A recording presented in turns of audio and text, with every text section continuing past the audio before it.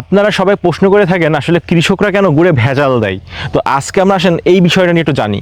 দেখেন, কৃষকরা কিন্তু কখনো ইচ্ছাকৃতভাবে গুড়ে ভেজাল দেয় না। অনেকে বলেন ভাই কৃষকরা তো সহজ সরল হয়, তাহলে কৃষকরা কীভাবে ভেজাল দেয়? কৃষকরা কি তাহলে খারাপ? আমরা তো সারা জীবন জেনে এসেছি কৃষকরা সহজ সরল, গ্রামের মানুষ, মাটির মানুষ।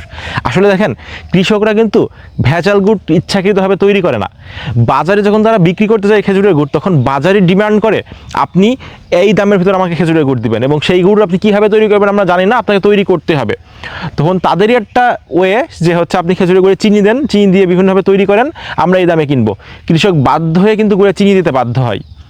তারা কোনো প্রকার ন্যায্য দাম না পাওয়ার কারণে, তাদের মজুরি না ওঠার কারণে, এদিকে একটা খেজুরের গাছ 10-15 বছর তারা লাগিয়ে রাখছে, তাদের তো সেই গাছটা কেটেও ফেলতে পারে না। যদিও অনেক কৃষক এখন গাছ কেটে ফেলে, গাছের সংখ্যা খুবই বিলুপ্তির পথে। তো এই সকল কারণে কৃষকরা আসলে গুড়ে চিনি মেশাতে বাধ্য হয়।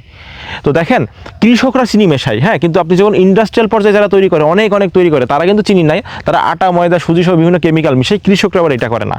তো দেখেন, চিনিযুক্ত গুড় কিন্তু কৃষকরা ন্যায্য দাম না পাওয়ার কারণে আপনার তৈরি করে। কিন্তু আমরা কৃষকদেরকে বলেছি আপনার ন্যায্য দাম আমরা দিব, আমরা আপনাদেরকে এই ব্যবস্থাগুলো করে দিব। কিন্তু কৃষকদেরকে আমরা ওইভাবে ট্রেন আপ করেছি, এবং চিনি ছাড়া কীভাবে গুড় তৈরি করা যায় সেভাবে আলোচনা করেছি। তাদের কত টাকা পারিশ্রমিক হলে মানে তাদের জন্য ভালো হয়, কীভাবে করলে তাদের জন্য ভালো হয়, সেটা আমরা এনশিওর করেছি বলেই আমরা আপনাদেরকে কনফিডেন্টলি বলতে পারছি, হ্যাঁ, আমরা ইনশাল্লাহ আপনাকে চিনি মুক্ত খেজুরের গুড়টা দিতে পারবো। আর এই খেজুরের গুড়টা যেহেতু চিনি মুক্ত, আপনি 1 বছর রেখে খেতে পারবেন। তাছাড়া বছরের শুরুর যে খেজুরের গুড়টা, এটা কিন্তু খুবই সুঘ্রাণ এবং সুমিষ্ট হয়। এই গুড়টা কিন্তু খুব দ্রুতই আপনারা পেয়ে যাবেন ইনশাল্লাহ। তাই আপনারা সকলে মানসিকভাবে প্রস্তুতি নিতে পারেন যে খেজুরের গুড়টা সংগ্রহ করার জন্য।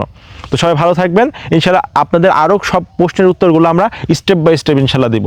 ধন্যবাদ। আসসালামু আলাইকুম।